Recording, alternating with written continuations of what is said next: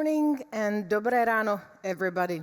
Let me welcome you on behalf of the European Commission and the Czech Presidency of the Council to the second day of 2022 SME Assembly.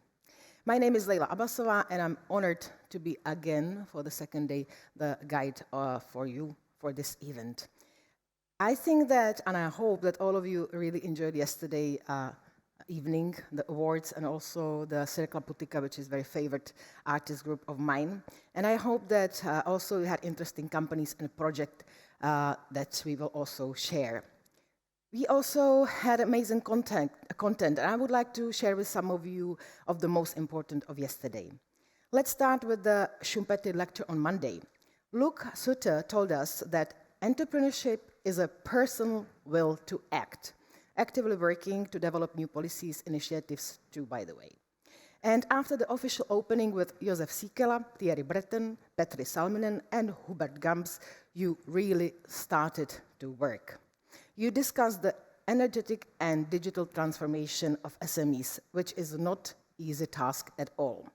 You learned from stories of success, moved the issue of female entrepreneurship further, and developed the concepts of resilience for Europe's SMEs.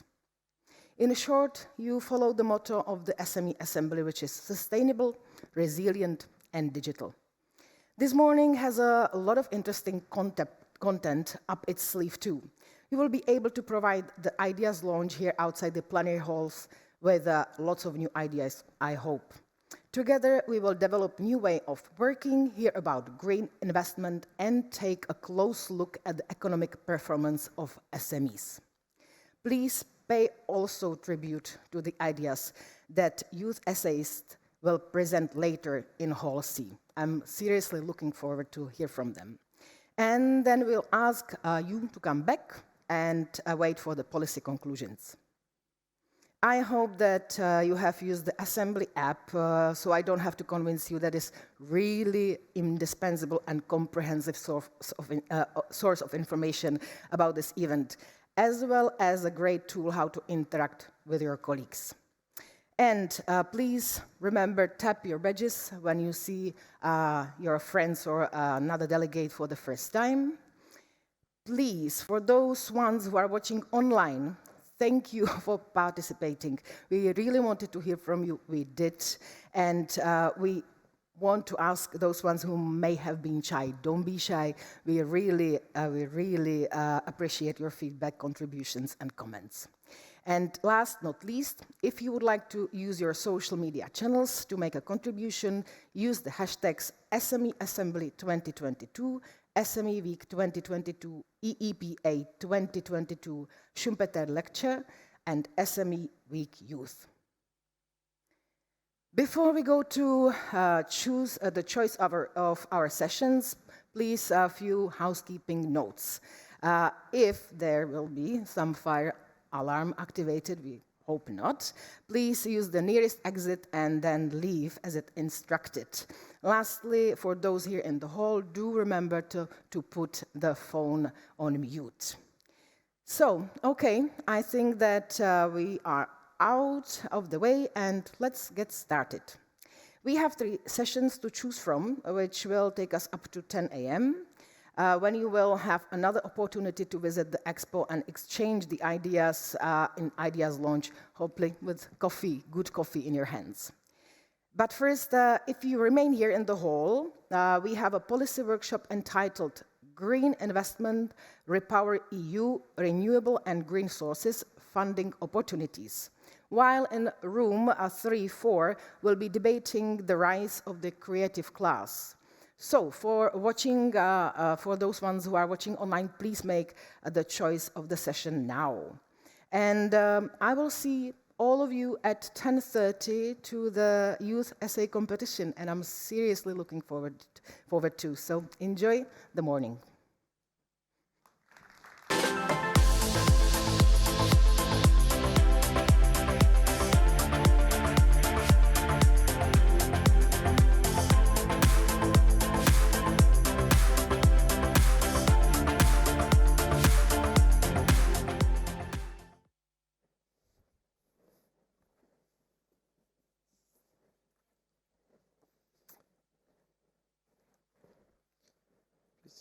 Good morning, everyone. It's nice to see all of you here. Before starting, of course, this, as it says, this session is about the green investment. My name is Igor Kalinic. I'm working for the Executive Agency for EIC and Small Medium Enterprises at the European Commission.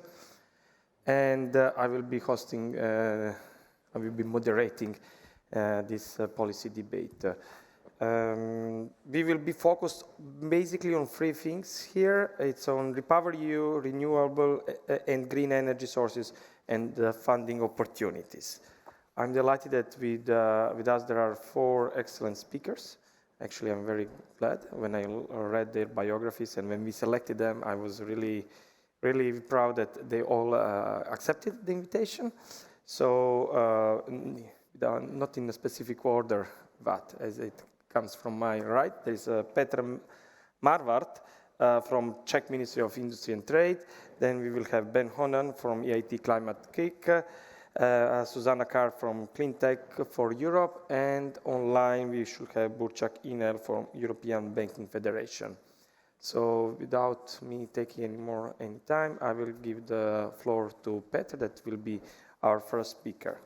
Petr is a plenipotentiary of the Ministry of Industry and Trade for Hydrogen Technologies. You can also explain to us what means plenipotentiary. And then he also actually worked and prepared the hydrogen strategy for Czech Republic and worked on decarbonization study in Czech industry. So of course he will be talking, I guess, about hydrogen. But also one important thing, and I really like that we are not really having just someone that works in the bureaucracy, in the policy making, but has a very extensive academic background. We worked in Prague, Japan, Canada, international background, but also experience in real industry, in the real world, in some multinational companies. So Petr, the floor is yours. Okay, so so nice to say actually the floor and not the screen anymore. Yeah, but I hope that even the screen is now mine.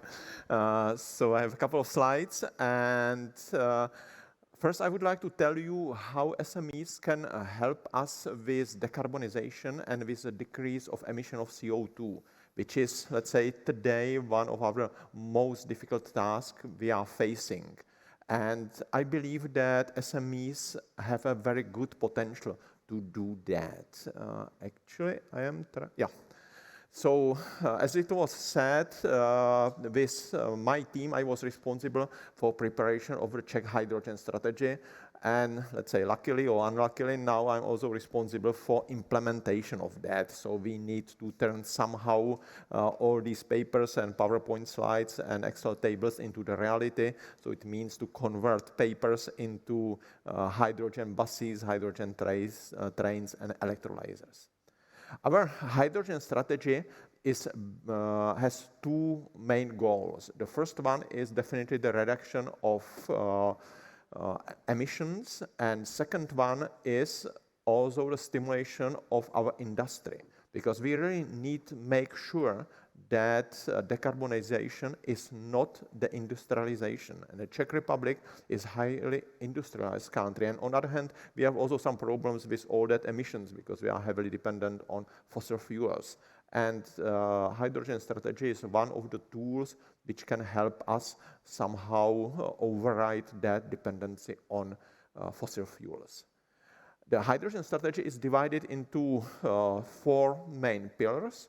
The first one is the production of the hydrogen, second is usage, and due to the fact that not in all cases we are able to generate hydrogen on the very same place as we are using it and on the very same time, we also need to put there some storage and transport of hydrogen. And due to the fact that all these things are very new, because production of hydrogen, usage of the hydrogen trains and trucks and cars, they are very new, we need to have in the middle that pillar which is about the technology. And the technology is definitely the key to the success with decarbonization and to the success with hydrogen, as I will show you later. If we are replacing some fossil fuels, because actually this is the main role of the hydrogen, either to work as a replacement for fossil fuels or to work as an energy carrier, or the third role is to work as an energy storage. But if we are replacing the fossil fuel, we need to find the one when that replacement is the most effective one. Because again, the effectiveness is one of the key words we will be using all the time about the decarbonization. And if we are replacing the diesel in the trucks or in train engines, we need to get a hydrogen for the price of about 4 or 5 euros. If we are trying to replace natural gas or coal, we need to get much lower price of the hydrogen to be on the effective side. So this is the reason why we are starting with usage of hydrogen in mobility and in chemical industry. And we believe that afterward, the price of the hydrogen will go lower and lower, and we can, let's say, introduce hydrogen into some other areas. If we have a look on that value chain and on what is making the price of hydrogen, we will see this interesting picture. Because at the very end, if we are producing the renewable hydrogen, we have, let's say, energy of the sun, we have their energy of the wind, which is free of charge. And this could be a little bit confusing, because people have a feeling that if you have some processing of something, and at the very beginning you have something which is free of charge, the output should probably not be free of charge, but should be relatively cheap. But unfortunately, what's in that box, what's in the middle, it's pretty expensive. We need a lot of technologies, and at the end, the price of the hydrogen we are using for decarbonization is from 95% defined by the depreciation of the assets, by the maintenance costs of the assets. So therefore, this is a reason why we need why we need SMEs. Because, as I said, the technology is a key. And if I ask an easy question, what do you think, which organizations are the most innovative one, which ones are the most agile, and which ones are the most flexible? If I ask it here at the SME assembly, definitely the answer will be easy, but I believe that the same answer will be also with totally different audience. Because we really need to use advantage of these, of SMEs, because they are very agile, very flexible, and they have opportunity to do that disruptive change about which we were talking during that very introductory lecture on Monday. So here in Czech Republic, we have a lot of examples of these small SMEs, definitely in that hydrogen areas, also some other companies, the big ones, and some multinational corporations are also working. But we are really glad that in last year we had, let's say, much more companies who start their, let's say, entrepreneurship and their endeavor in the area of hydrogen that it was in the last 15 years. And I believe that it will continue, and this is a reason why I am here, because definitely it's our plan to cooperate with SMEs in the future and to support them to really help us with decarbonization and with our target to go to carbon neutral society. Thank you, Peter. Actually very interesting, and I'm sure that we will have some very interesting questions to follow up on this. But I would like to pass the floor to the second speaker, Ben. So you have focused throughout your career on the interplay between financial markets and climate change. So this is something quite innovative, quite challenging, I think. And actually, you have also accumulated huge experience in climate-driven natural catastrophes, especially with the wildfires in Australia, if I remember well. So, and from there, you developed a specific technique if we can call it like that, or innovative techniques in the insurance market. So how the insurance market can actually help us in the transition or in preventing or in limiting the natural disasters. But before talking too much about you, I would like to give the floor to you. As I mentioned earlier, Ben works for the EIT Climate Kick, I think in the Netherlands, right? Ben. Great, thank you. Yeah, there's something unique about working a wildfire that gets you particularly interested in climate change, I have to say. So, good morning, my name is Ben. I thought I'd give a quick introduction about Climate Kick and leave some time for questions, because I'm quite interested to hear what's happening in people's minds in the audience. So, I'm here today representing Climate Kick, an organisation headquartered in Amsterdam. We were set up in 2010 to work on climate innovation, mostly funded by the EU.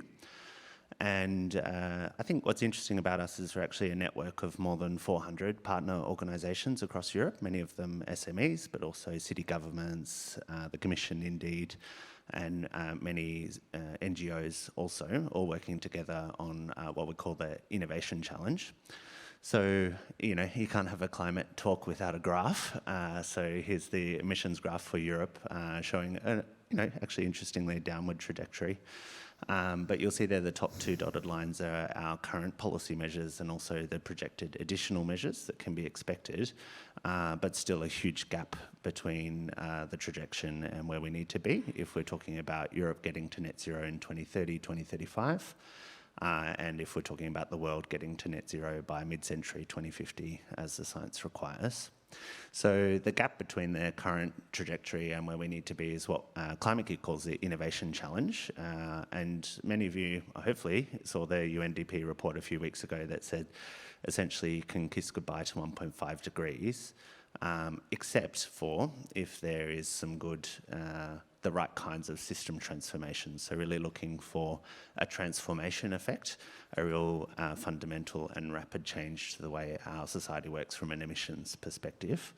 I'm not a huge fan of graphs, so I prefer cartoons.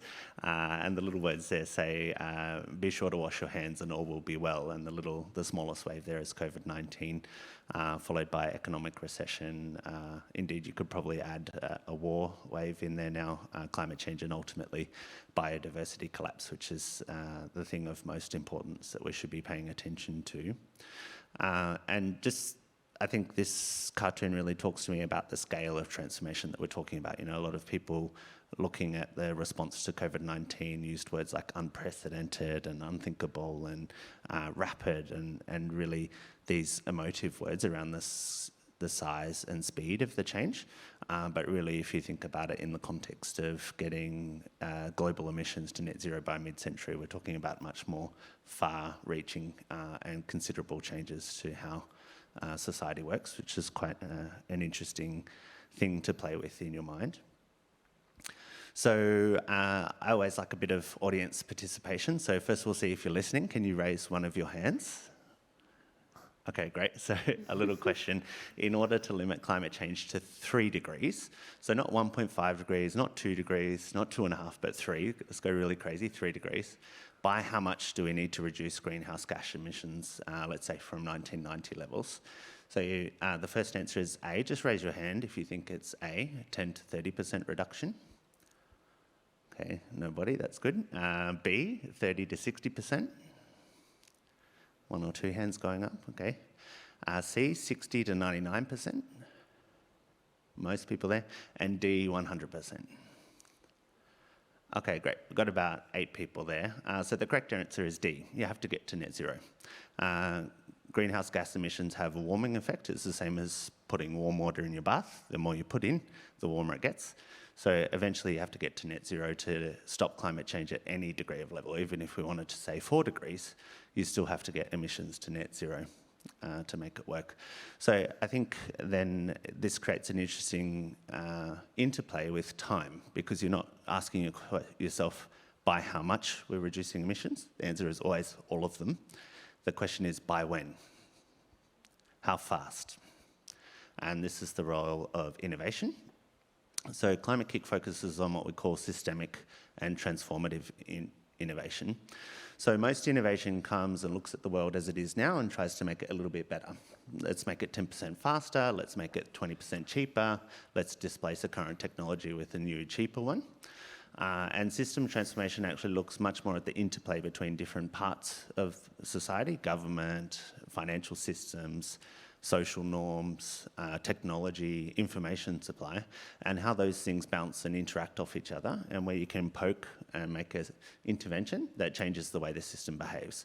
So it's based on complex adaptive system science, which is a natural sort of biodiversity science, and we actually apply it to human systems and start to look at things as portfolio of connected innovations that are working together, trying to change the way the system behaves. And that's our theory of change for achieving net zero by 2030 in Europe.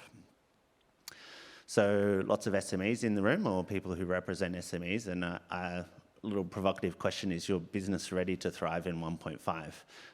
And importantly, what in the system around you needs to change to make that happen? So rather than thinking about how you can make your business a little bit more efficient or 10% less emissions than what it was last year, fast forward, put yourself in 2030, do a future experiment.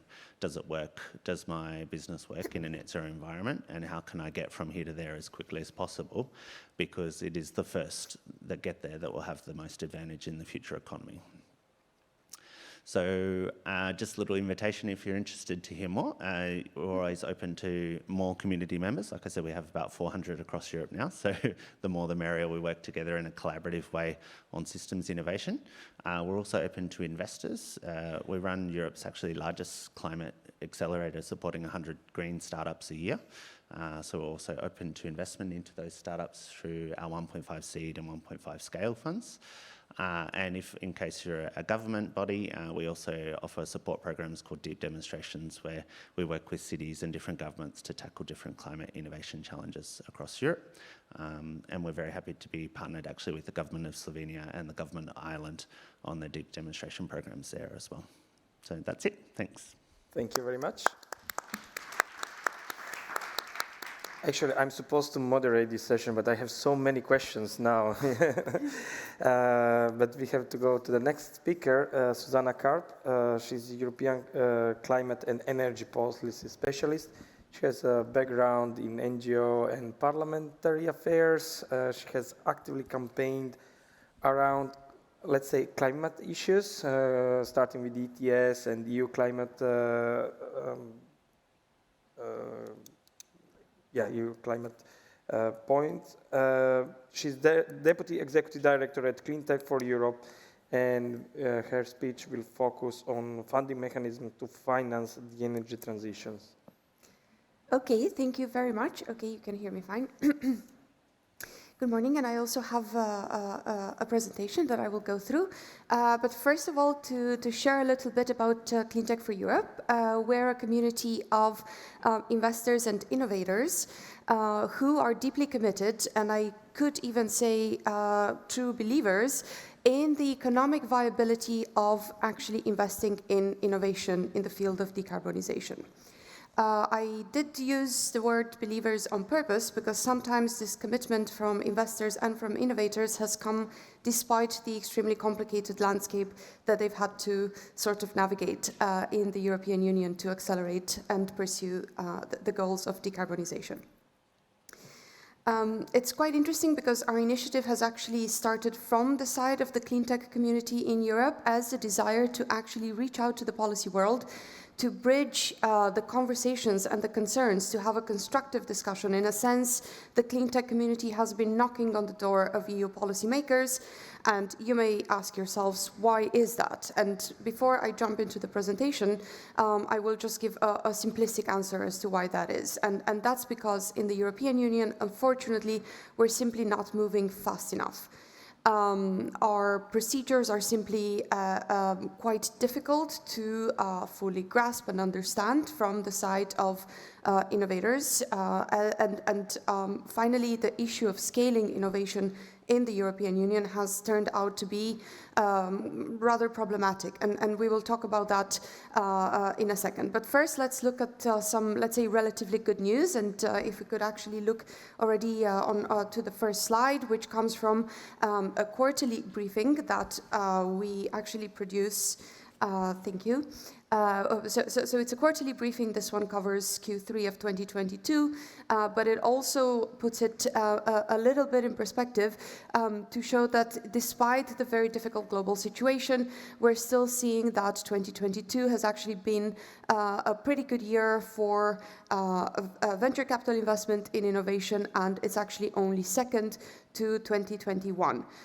So we could argue that 2021 was maybe the first year where, let's say, we started looking beyond the pandemic, realizing that, as Ben has shown on his graphic, the next big crisis, or the unfolding crisis actually already is climate change. So is everything okay with the sound? Yes. All right.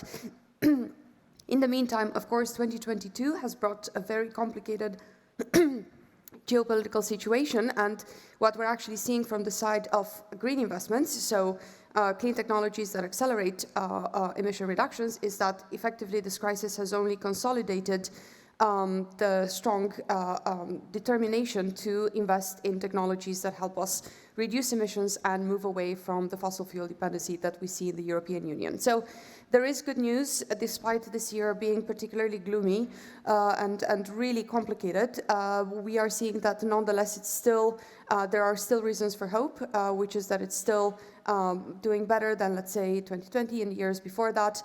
And so maybe just looking back at the past 5 years, what's interesting to note is that the EU has still done very good at attracting global venture capital investment in clean tech solutions. So 22% of the global early stage investment has been in the European Union. But the issue then becomes extremely apparent when we look at the capital for growth, which has only been coming to the European Union at 9%.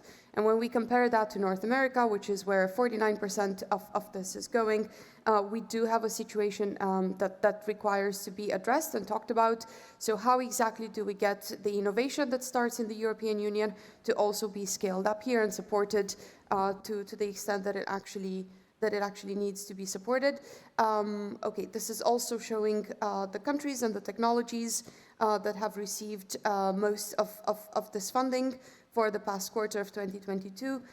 Again, on the Clean Tech for Europe website, you have these quarterly briefings that refer to the previous sectors as well, but it is quite interesting to note that indeed energy and power continue to be extremely significant. So this is, in our view, expected to be a trend that only grows into the future. So in that sense, there is some good news, and there's reason to be optimistic about green investments in Europe, but at the same time that comes with many questions of including what's next, what can we do at this point in time to ensure that we actually move ahead with speed, keeping in mind the issue of scalability, and also aiming to achieve a certain level of simplicity when it comes to investments in green technologies in the European Union. Of course, we also have had a recent announcement from the side of the United States, and maybe it's already 3 months ago, but we see that the conversations in the EU around the Inflation Reduction Act and what it actually means comparatively, we see these discussions only increasing. And so it is fair to say that, of course, the European Union is a very different let's say, political construction than the US, and that, of course, we have very different policy instruments that we use. But nonetheless, I think, in a sense, now the challenge has been sort of thrown in our court, and the question of how will the EU actually constructively respond, keeping in mind that this is simply competition going towards the same goal, so it's a collaborative form of competition. And what can we really do as well to work with the US and maybe create transatlantic demand for low carbon products? So what are the options that we have there, and also what sort of funding do we need to come up with at the European Union level to support SMEs, to support the development of supply chains in Europe, the diversification of skills that we need?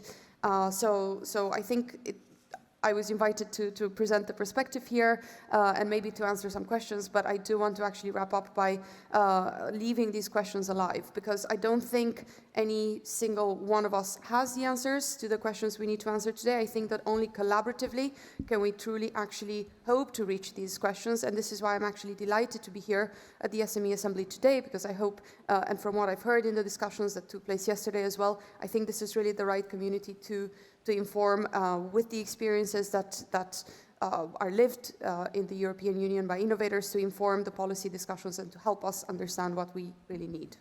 Thank you. Thank you very much, Susanna.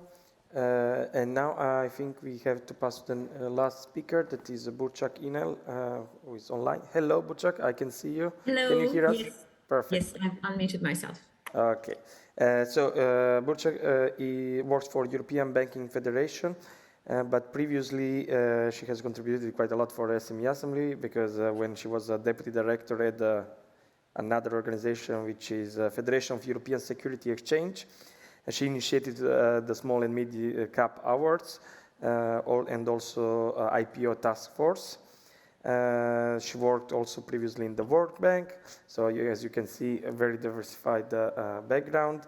But now, and please correct me if I'm wrong, you are managing a team dedicated to advancing banks' financing of inclusive and sustainable growth through SME lending, financial markets, and sustainable finance. So the floor is yours.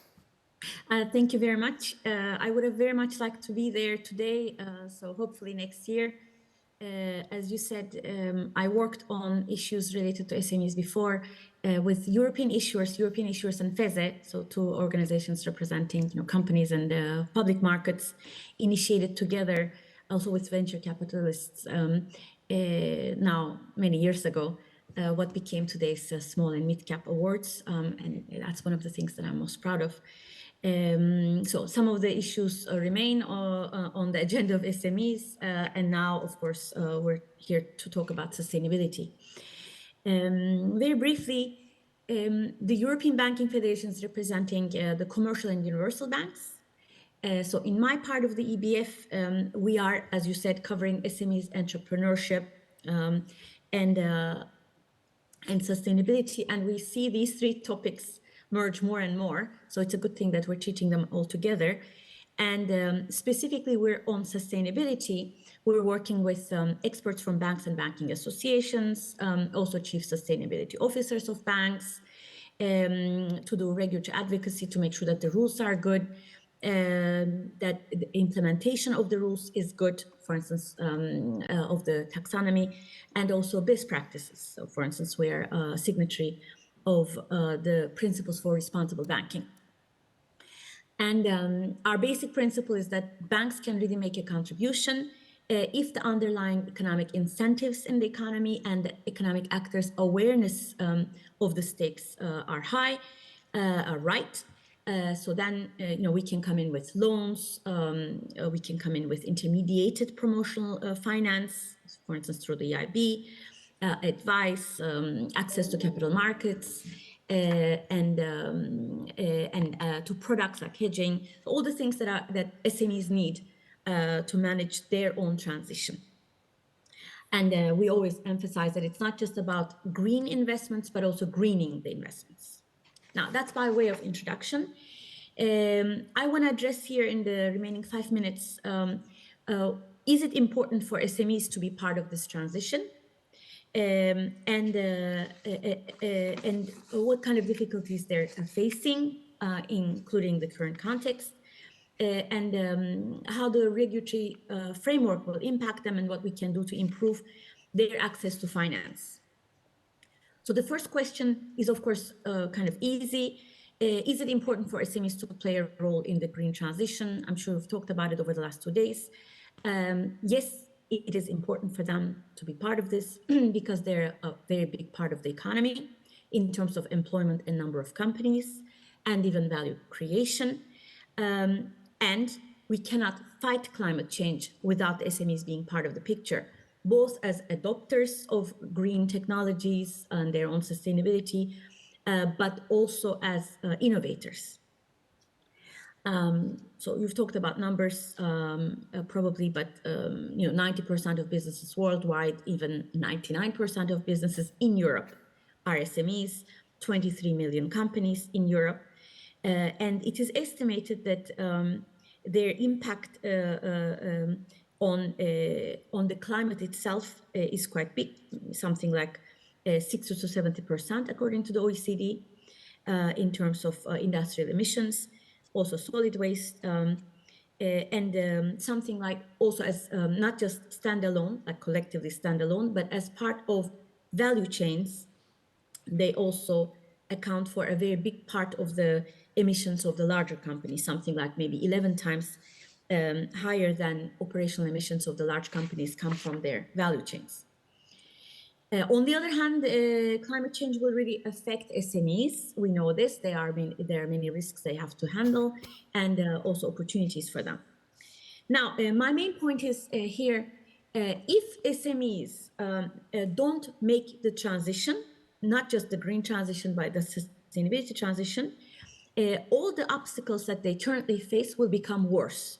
So their access to finance will be impacted, their access to talent, their access to even clients, markets, all these things will become worse if they don't make the transition.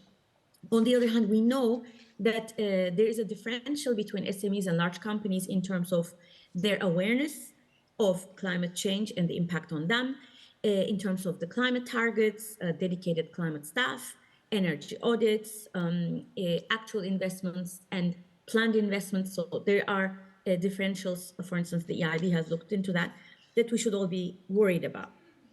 Now, the current context, obviously, since COVID has only made it worse.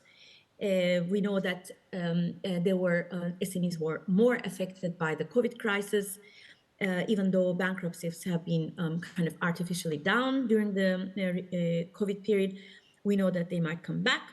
And we also know that the energy crisis has more asymmetric effects for certain SMEs in certain sectors. Now, finally, what's going to happen now with the regulatory framework? We know that SMEs that are part of value chains of large companies will definitely need to give information to the companies of which they are a part, the supply chains of which they're a part, based on the 2024 financial year. The listed companies will have to report themselves for the 2022 financial year. Non-listed companies, non-listed SMEs will also have to report, hopefully based on more simplified standards. That's something that we are supporting.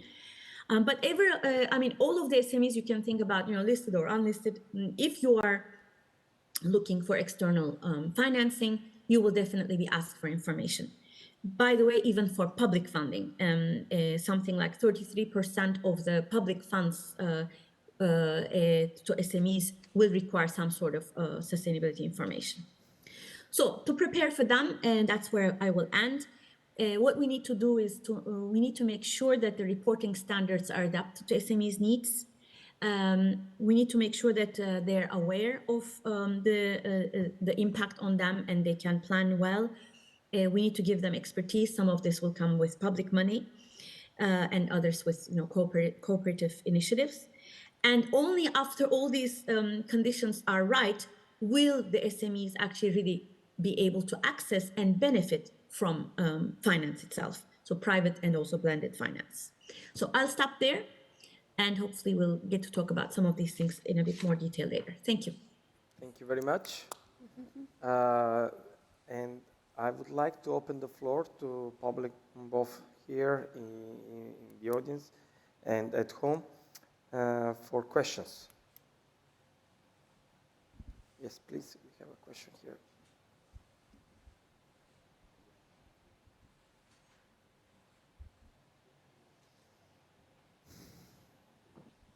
Okay, hello. My name is Maria Georgiadou and I come from Cyprus. We are supporting commercialization of innovative academic research from the universities of Cyprus. And we do have a few good cases on clean tech. So we're talking about startups here. So my question, if I could ask, please, when you refer to increased investments, in clean tech companies. Did you have startups in that category? Or is it growth companies that investors are investing in increasingly in Europe? I guess for Susanna, right? The question. Yes. So maybe to answer the fact that yes, it's growth companies that I referred to, but also SMEs. But the sort of companies you refer to, I think, are associated with universities. So SMEs that spin out of universities. And so in that case, I don't think they feature necessarily in our research, but nonetheless, because they have separate funding schemes. So they would actually get specific funding that is available at the EU level for research and development programs that go through universities, whereas we really, so at least I guess that's how they start. And I think what we're looking at is the next level, actually. So once they sort of become independent of that funding and then looking to attract from that point on. But everything after seed funding is covered in the quarterly briefing, yeah. Maybe I have a follow-up question, since we nominated startups. A very big problem, issue for Europeans is that we have a lot of startups, and that's good. Actually, I heard these days that we are the continent or the economy with a major number of startups, but then the startups don't stay here. And how we can ensure that European SMEs or incentivize European SMEs to stay here, especially the ones working on the green transition, and actually also from the policy perspective of the European Union official, how we can ensure that actually the transition that we are doing, that we have to do for us, but also for the rest of the world, it stays also in Europe. Mm-hmm. So there's many ways to approach the question, and of course yesterday covered several aspects and recommendations, even when there were specified discussions on the SME relief package and so on. So I will actually try to add to what's been said yesterday and share our own perspective on this question. So first of all, there has to actually be more funding available. So far, actually, and so it must more funding, but also easier access to it, because it's also true that in the European Union, while there is, let's say, there would be a variety of funding schemes, it's not extremely clear for SMEs which have small human resources, and actually the time commitment to apply to some of the EU support schemes is massive. So actually anything along the lines of a one-stop shop that could actually simplify and streamline applications and support packages or member states would have to be involved at that point, but I think the European Commission can actually lead in the process and make recommendations for how this has to happen. So I think we need to really, and also shortening the length of these applications in terms of how the difference in time between the launch of a call and the moment when an SME, let's say, would hear the answer. Sometimes it can be more than a year. So it's extremely difficult to actually plan and operate in these cases. And also, I think when we look at the US, what we've seen is that the commitment made covers a whole decade. And so maybe we need to start thinking beyond the 5-year sort of electoral cycles of the European Union and of the respective member states, and to come up with a scheme that actually shows, let's say, simplified funding procedures for the next 10 years and makes it very clear what the criteria for allocating those will be and how this is actually made for the purpose of streamlining and simplifying procedures. So I think we haven't fully looked at policies and the funding mechanisms that we create from this lens. We've tried to make them extremely, let's say, forward-looking in other ways, but not necessarily in the way that we actually need to play for speed, play for time. Also because, as Ben showed, climate change is moving really fast. So I think now that we've created such a robust framework in the European Union, and indeed we work as a normative influence around the world, but I think now it's our time to actually play for speed, simplification, streamlining, and really going full on at it, which we haven't actually done in the way that we see other global players doing. Thank you. Burçak, I see that you want to add that. Yes, I want to add, thank you. Obviously, I do agree with what has been said. Now, the Capital Markets Union is about this, about the problem that you're talking about preventing all the good innovative companies in which public money has already been spent, from being bought by their competitors, perhaps globally, in a trade sale, or being purchased by bigger private equity firms, and then anyway, all the innovative value of those companies is essentially lost to at least Europe's GDP. So to prevent that, we have the CMU. Some key elements of that are still outstanding. So maybe we can all encourage the EU and in particular the member states to back up those reforms that will make a difference in terms of the cross-border investment. So in particular, those are outstanding: withholding tax and also insolvency law harmonization. Obviously, if we are bold now, we will only see the fruits of that in a while. But if we are not bold now, we will never see it. The other thing is there are certain pieces of legislation that have already been introduced, which are in the process of being implemented. For instance, the crowdfunding platforms are already being relicensed based on the new legislation. And we participated in a very interesting discussion of theirs a month ago. And it is quite clear that they're very interested in the small-scale sustainability initiatives, and there can be cooperations between traditional forms of finance and these newcomers. And finally, I think irrespective of what happens to the CMU, there are things that individual member states can do to deepen their own capital markets and to increase the amount of money available, for instance, to invest in these innovative projects. They need to think about maybe incentives for their own investors, for the issuers. Tax simplification projects as well, like we see in the Nordics. And also they need to think about long-term their own private schemes, private pension schemes, for instance. So, 10 years from now, the amount of money that we have to invest, available to invest in the economy, will be more if we all design private pension funds, for instance. Thank you. Peter, do you want to? I only wanted to open one more aspect, because we are mostly talking about the funds. Definitely money are very important. But when I was discussing the issues with some guys who did the business here in Europe and in the States, they said that probably the biggest difference from their point of view was easiness of how to do the business. Because here in Europe we are sometimes requiring a lot of applications, a lot of approvals, a lot of stamps, a lot of discussions, and the processes which took in the States about, let's say, 6 months, took here about not 6 years, but 2 or 3 years. So we really need to balance not only the money, but also the way how to make business easy. And frankly speaking, this is also a part of RePowerEU, because even in RePowerEU, it was stressed that we need to do something in that area. And definitely, since I joined the Commission, or even before, it has been a priority to cut the red tapes.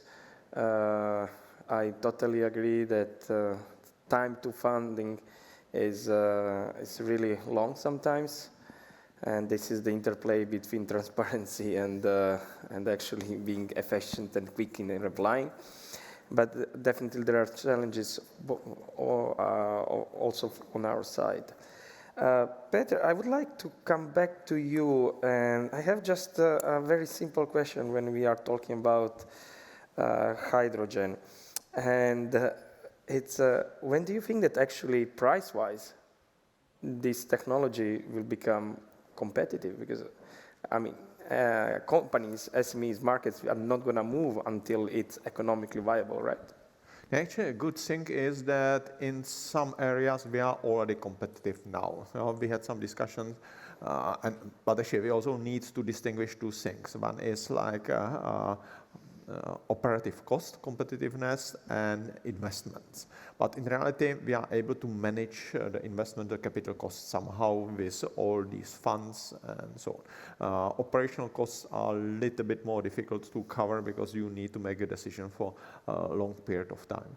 But when I was talking about these price tags, about these thresholds for different, let's say, for different medias and for replacement of different fossil fuels, even today, if we made some studies about the operation of hydrogen trains, and some trains are already running in Germany, on the operational level, these trains are nearly on the same level even today with the diesel trains. The guys, and actually this is a nice example of SME. The guys in Slovakia, they just developed, or just last year, developed a new bus. It's, let's say, prepared from, it's totally new concept with hydrogen drive, but it's also made from composites, so you can glue it together. The outcome is that it's very light, and in reality, the consumption of that bus, but it's not that 11 meters, it's only 8 meters, but the consumption of that bus is not the same as consumption of Toyota Mirai. So even with this bus, you can get competitive operation as with normal buses. So in some cases we are already there today. In some cases we still need to do some development and do some work, and definitely the countries like the Czech Republic will not be a producer of renewable hydrogen because we do not have enough solar, we do not have enough wind. We are a nice place for living, but not very nice for production of renewables. So we need to start, but at the end there we need to import some green hydrogen. And another thing what we are working on is the production of hydrogen using the electricity from nuclear power plants, because these surpluses could be highly effective for the production of that. So what's very important for reaching that sustainability and that effectiveness is to really keep all the doors open, to use different approaches. And this is, as I said at the very beginning, we need SMEs and we need these disruptive changes which can be carried out by SMEs. Thank you. Is there one more question here in the audience I can see? The microphone is arriving very quickly. Thank you. Hello, I'm Robin. I'm a climate tech entrepreneur from Austria. And I was wondering, first of all, I need to say I agree. I was nodding heavily when you were saying the speed is not quick enough and funding and so on. But I was wondering what would need to be done that actually US startups or US SMEs come to Europe. So what the changes would be here necessary, and if the power and the competence should be on the EU level or on the member state level. Very good question. Anybody wants to take the floor? I can get started. Thanks, Robin. It's actually interesting. We've had quite a bit of interest from US investors to come to Europe, I think looking for the SME innovators. And I think Susanna touched upon the possibilities that come from a transatlantic partnership around clean technology. And it is interesting to think, we are on the same mission, on the same goal, both countries, which is the first time that that's been the case for about 10 years, so it's good. So ultimately, I think for US SMEs to want to come to Europe, it is that question of the regulatory environment and how to access Europe as a market. So it is the world's biggest trading market. But once you get a little bit below the surface, there's actually 27 very unique markets underneath there. And, just an example that pops to mind, I made an investment in a Spanish firm and got a call from the notary wanting to know what volume and page number we showed up on the Madrid Chamber of Commerce registration documents. I don't know. I'm a Dutch firm. We're based in Amsterdam. I have no idea how we show up in the Spanish law, but it's a question that needed to be answered. So I spent 2 hours trying to figure it out, and that's the kind of thing that kills trade, because it takes you off business and puts you into administration. So I think that there is lots to be gained at European level from the integration and harmonisation efforts of the Commission. I think actually to do a very good job of that. And a little bit more that could be done at member state level to drive that harmonisation really home and get it into the deep, dark corners of a notary's office in Madrid and make that alignment possible so that it is possible to do business at European level and start to think about how you might deploy a hydrogen startup or an investment advocacy firm, consultancy, whatever kind of business. There's lots of possibilities. It's a big market. And I think the more that we can do to support trade across the Atlantic, the better in this environment. I think all of our speakers want to react to this question, so really touch a good point. Petra? I would like to a little bit rephrase the question because probably it will not be easy for American SMEs to come here unless we have a lot of SMEs here which are staying here. But we should ask the question, what's a competitive advantage of Europe? And from my point of view, and we had a very nice discussion about that about 1 month ago in Leipzig, competitive advantage of Europe is that we are diverse. You know, that the Czech Republic is different than Denmark or Germany and France. You know, we have different approaches, and we need to turn it into our advantage. You know, that this diversification of the nodes and the way of thinking is helping us. Because on the other hand, it's not easy. You know, because due to the fact that we are diverse, we can have a lot of, let's say, tension points. You know?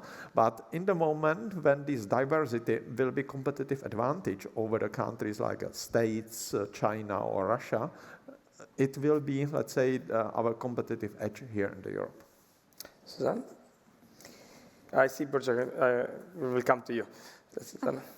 Okay, so I think there's also a cultural difference in entrepreneurship styles between the US and Europe. And just to reflect back on the lecture we heard on Monday evening, but maybe there's something to be said about the way that Europeans actually approach risk. And maybe if we wanted to actually, let's say, attract American SMEs to come to Europe, we should probably be finding a way to make risk more comfortable and also to look at, let's say, instances of failure, not overall failure, in a similar way perhaps to the Americans, such as this is part of learning, right? So it's not necessarily just learning money, but it's just this is the whole growth trajectory. So I think this is maybe one thing. And secondly, I absolutely agree with Peter that our diversity is actually our strength. And if you look at how Americans see Europe, they actually like the diversity of it. So the question is, how do we actually build it so that, or how do we engage with it so that instead of it looking like obstacles, how does it actually become an enabling force of creativity, of varied, skill sets and so on. So yeah, just 2 ideas. Burçak? I want to add also something very optimistic. Now, obviously, when you think of an innovative American company or an Asian company coming into Europe's capital markets, public capital markets, you can think of various negative things as well, because the valuation may not be very high, and why is that? There are reasons to that, things that you cannot just change immediately, about the liquidity, depth of the market, integration, all those things we talked about. But what I see as absolutely positive is that Europe is really a global leader in terms of sustainability, both in terms of government's policies that are very consistent, and also in terms of retooling its financial system framework toward sustainability. And maybe we haven't even yet derived all the benefit yet, because it's not fully implemented. But I think very soon we will start seeing that Europe is going to be much better at attracting investors. And we know investors are very interested in sustainability. According to one of the studies, 88% of institutional investors globally care about sustainability when making decisions. So what do we have in Europe? We have a very emerging, very granular, comprehensive sustainability reporting framework that has the philosophy of double materiality, which we support. So it will allow the investors to see what the company is doing and how climate change and other factors affect the company. So for those investors interested in those pieces of information, Europe will be attractive. I think we should be positive about that. And if I may add another piece of information before taking the last question, I'm taking, previously I was an academic and I was studying international entrepreneurship, so really how to go international for small companies. And don't forget, I mean, for an American, for whatever company coming to Spain, they need Spanish. Coming to Czech Republic, we are speaking English. People on the road, on the street, they can do business in English, but bureaucracy is in Czech. Yeah. It's a big, big barrier. They don't really see all the time the market as a market of 450, 500 million people.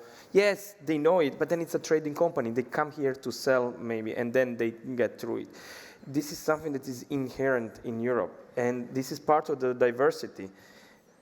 I think that English is the language not on the future of today. We are all speaking English here. So basically, if you want to attract a US company, a Chinese company, whatever company, the national administrations have to make it easier, not just in terms of number of days to open a company or the money to open the company, but also easing the language and the processes. That's fundamental. Without that, it's why they should go to a market of 450 million when in US they have already that market there. But we are getting very competitive on sustainability, so I think that they will come definitely. I see one more question because we have 1 minute left. So if you can maybe very quickly. Sorry. I couldn't resist. On the point of attracting investors from the US, I would like to share a personal experience again from the Cyprus Seeds program in Cyprus. I have witnessed a huge interest of the Greeks of the diaspora in the US wanting to, firstly, mentor the good startups we are creating from the program, and then to invest in them. So the point I wanted to make for the EC, for the European Commission is, let's capitalize on the diaspora in the US, because they're all very, very interested and hungry to keep in touch with the trends of innovation in Europe. So that's why they do pro bono mentoring, and then that's why they come and invest, because they have done their homework. So that's my point. Very good, actually, a very good point. I'm coming from Croatia. We have generated a lot of diaspora in the last years, willingly or unwillingly, but I can see also a trend and investments from the government in re-attracting people to come back or to invest back. I would like to thank you all. I see that the time is running out, so I think that this point we will have definitely in the next SME assemblies and in the next EU-based events all over Europe. So thank you very much for your presentations, and I think that we can also continue discussions over the coffee break. Thank you very much. Thank you.